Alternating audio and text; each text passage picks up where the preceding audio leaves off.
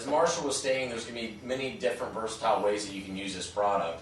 We're going to show you a few ways in this video and take a few moments to educate you on some of the configurations that we've come up with, but understand that the possibilities are going to be unlimited based on your own imagination.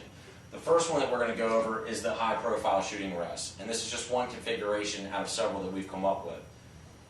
Well, that's a good starting spot. You know, if you're familiar with the Bulls bag that's been developed back in the early 90s, here's actually an example of it, the Browning Bulls bag that Browning makes available. We also came out with several years ago what we call a Pro Series in the Bulls bag, which was a higher profile. It was really meant for the guys that needed a more elevation in their rest, but also for the guys that were shooting some of the AKs and the extended clips of 30 rounds and stuff. This wouldn't suffice because they couldn't get their clip underneath of it. The X7 does that for them, and we tied it back into this exact design.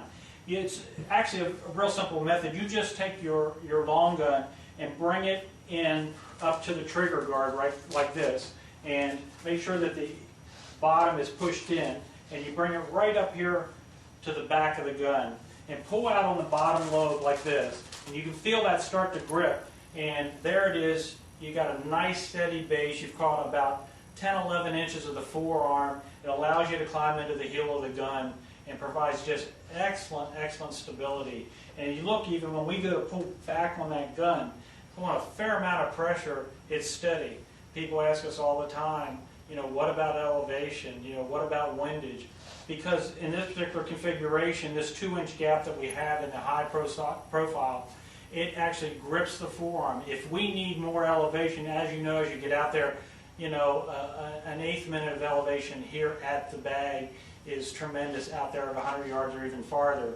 So just by elevating the gun, and you see that we raise that barrel about 2.5 inches, and if we let go of that gun, it's still stuck in the exact same spot. We can pull in and grip it again.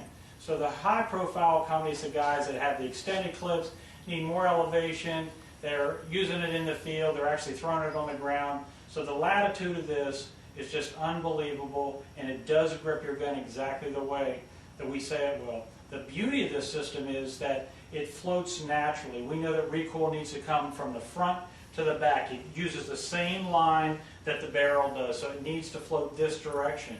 When you pull the trigger on the big calibers and the magnums, what happens is basically this gun floats in that suede top that's in this X7, so that it does come back naturally, and it won't affect your point of impact.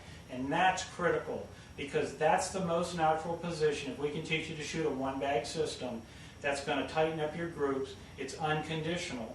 That will take place every time. We learned that from Browning Arms when they were developing the ball system, when they were actually in their own R&D. They went to the Bulls bag to develop and get their best accuracy out of the ball system using this technique.